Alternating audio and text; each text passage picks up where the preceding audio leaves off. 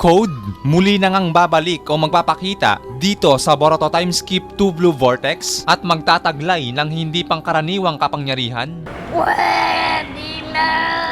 Yes mga sir, dahil nga kung matatandaan nyo dun sa latest chapter o sa mga nakaraang panel lang din ng Boruto Time Skip 2 Blue Vortex Chapter 33 na dito nga ay pinasilip sa atin na habang pinapakita nga itong si Bug na na-absorb nga ng puno kaalinsabay nga din ng bagay na yan ay may lumitaw o lumabas nga dito na claw marks at dito nga ay pinapakita nga rin na may sumilip na isang mata which is obvious na nga ito at ang nilalangang ito ay wala ngang iba kundi itong si Code na kaya nga dahil din sa bagay na yan mangyaring masabi na nga din natin dito na malamang na may mga panibagong kaaya-ayang magaganap na naman ang ating matutunghayan sa mga paparating na panibagong mga kabanata or sa mga susunod na chapter. Dahil think about it guys, at para na nga din sa mga hindi pa nakakasubaybay o sa mga hindi pa nga nakakasunod sa daloy ng kwento na to, ang huling chapter nga na pinakita itong si Code ay kung hindi nga ako nagkakamali, dito nga sa chapter 15 ng Boruto Time Skip 2 Blue Vortex, which is sa sobrang katalonggisan nga nito, nangyaring sumulpot nga ito or sadyang pumunta nga dito sa hideout ng mga Shinju o mga humanoid Ten-Tails. So bale dyan nga nadali nga siya ng malakas na pakiramdam nitong ni Ryu na gamit nga ang kanyang Iron Sand ay dinampot nga niya itong si Code na nagtatago nga o sumisilip nga dito sa loob ng space-time box ng mga Shinju na siyang pwede nga din kasing pagtagusan ni Code gamit nga din ng kanyang claw marks. So ngayon, dahil nga sa katulonggisan nga nitong ni Code at siya nga ay nadali o nahuli dito, kaalinsabay nga din ng katulonggisan na yan matapos nga siyang ibaba dito ni Ryu at pakawalan, nangyaring ginawa nga din agad niya na binigyan nga agad ni Code ng command o sinubukan nga agad ni Code na utusan ang mga Shinju na ito ayon nga sa kanyang gusto. Ngunit subalit datapwat, iba nga ang nangyari dito mga parikoy na dahil nga ang mga nilalangang ito ay may mga sarili nga ding pagkakakilanlan sa kanilang mga sarili, kumbaga may mga self-awareness, may mga sariling pag-iisip nga sila na parang gaya ng isang tao na kaya nga ang mga sumunod na nangyari dito na dahil nga na hindi ito napasunod ni Code, ang nangyaring ginawa nga rin ni Code ay inatake nga niya ang isa dito which is itong ang leader ng mga Shinju na si Jura na kaya nga lang sa kasamaang palad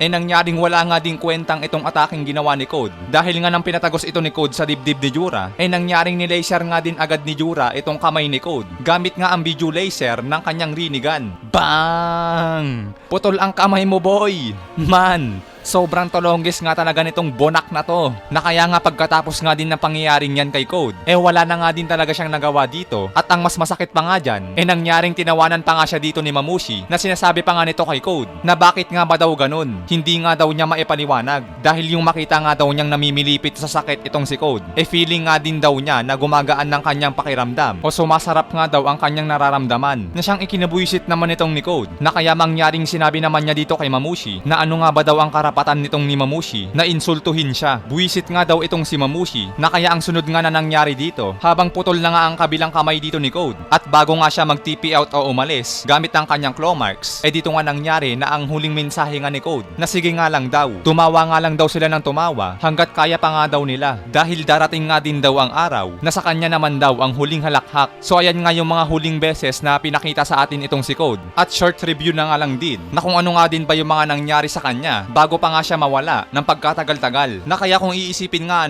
halos 18 chapter na pala ang lumipas bago nga siya muling ipasilip dito. So ayan nga, nahalungkat na nga natin yung mga ilang katulonggisan ni Code sa mga nagdaan.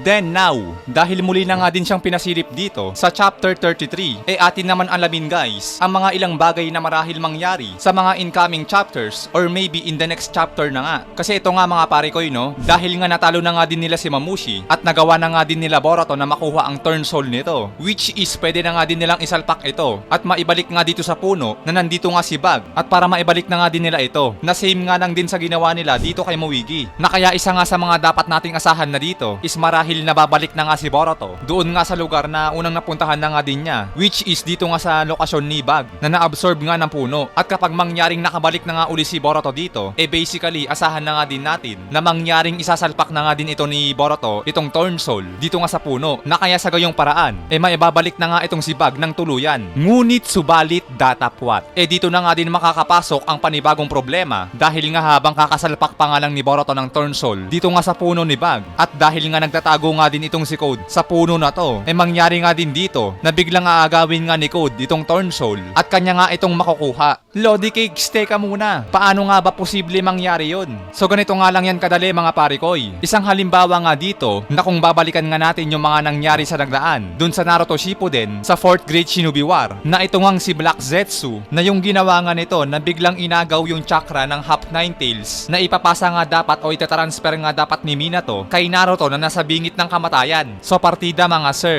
pinakamabilis na ninja sa kasaysayan naisahan nga at naunahan nga nitong ni Black Zetsu. Mamen, sensor type ninja na yan si Minato. Nangyaring hindi pa nga din niya natunugan o nadali itong si Black Zetsu. So ayan ngang bagay na yan mga parikoy. Ganyan na ganyan nga lang din yung gagawin dito ni Code sa pagkuha sa Turnsol ni Bug pagkasalpak nga ni Boruto. At saka idagdag nyo pa guys, yung case nga nila Boruto, napagod na nga din kasi sila. Lalo't kakagaling nga lang nila sa bakbakan. Yan nga no, sila Kawaki, Mitsuki, pati itong si Daemon kapoy na nga din. Si Sarada naman bagsak. Si Boruto kanina pa slash yan ng mga mamushi. Na kaya kung hindi pa nga dumating si Inujin at nag-sacrifice, malamang natalo nga silang lahat ng mga mamushi. Na kaya yan nga guys, pagdating nga ni Boruto dito sa lokasyon na to, magiging advantage pa ito ni Code para nga madali nga din niya makuha itong Turnsol. Katulad nga lang din na sinabi natin kanina, sa diskarte nga din ginawa ni Black Zetsu kay Minato. So ngayon mga parikoy, let's say na nagawa na ngang maagaw ni Code ang Turnsol, then syempre ang kasunod nga na mangyayari dito, marahil na isa na nga sa mga gagawin dito ni Code ay pwede na nga niyang makain o kainin itong Turnsol. At kapag mangyari na nga din ang bagay na yan, expect na nga din natin guys na may magbabago nga din sa kanya, lalot dahil ito ngang Turnsol mga parikoy ay maiahalin tulad nga natin ito sa isang chakra fruit. So basically, pag kinain na nga ito ni Code, malamang guys na magbabap nga dito si Code. At mangyari na nga din na kung itong base Boruto ay mas malakas nga kay Code sa mga nagdaan. Dito naman sa buff mode na si Code na nakakain na nga ng Turnsol, siguro guys, masabi na nga din natin na magagawa na nga din ni Code na mapalagan na nga itong si Boruto. Or baka pa nga sa isang banda, mag-heal o muling mabuo nga yung naputol na kamay ni Code, no? Yung kamay na pinutol nga ni Jura. Guys, baka pwede pang mag-heal o bumalik yan. Baka nga sa pagkain niya ng Turnsol, magkaroon nga din siya ng healing ability mula nga din sa mga puno na ginagawa nga din ng mga Shinju na nagagawa nga nilang muling buuhin yung mga ilang nasira o naputol na parte ng kanilang katawan. So baka nga magkaroon na access si Code dito mga parikoy. At kaya pag nangyari nga yan, talagang masabi nga natin na panibagong problema nga ito dahil malaking advantage nga ang magkaroon ng healing ability. At kaya nga dito sa evolution ni Code, gamit nga ang pagkain ng Turnsol, siguro nga yung magiging itsura niya dito magbabago na nga din na something like that o ito nga nakikita nyo ngayon na mukhang maghahalimaw nga kontra kay Boruto. At kaya nga sa sobrang lakas din ng position na to o mode na to, marahil na wala nga muna talagang magagawa si Boruto dito kundi mula nga sa lugar na yan magda-dagger out nga muna siya para nga umalis sa lugar na to gamit nga ang kanyang Hiraishin bago pa siya mapatay ni Code.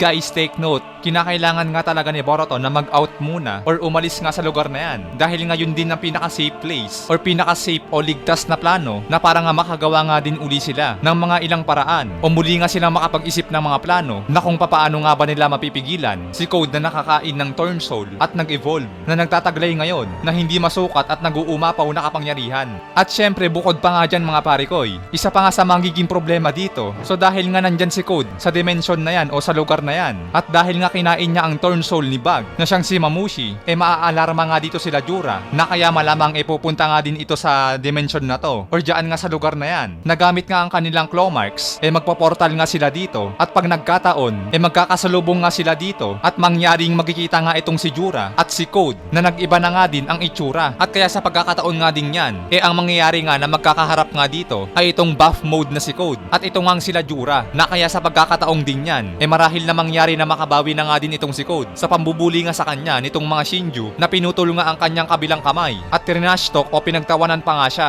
Bakbakan ng mga malalakas yan mga pare. Tignan natin kung sino magbawagi. Ito nga bang buff mode na si Code or itong humanoid Ten-Tails at leader ng mga Shinju na si Jura? Sinong mas angat? Sinong mas sikat? So hanip diba parang piece-up editing lang dati yung showdown. But anyway guys, yan nga ang ating talakayan for today's video patungkol nga dito kay Code sa kanyang muling pagbabalik at ang pagkakaroon nga niya o pagtataglay ng panibagong hindi pangkaraniwang kapangyarihan. Hanggang dito guys, maraming salamat sa inyong panonood. Keep safe palagi, sana'y nag-enjoy kayo. Anime Tagalog Talakayan nagpapaalam.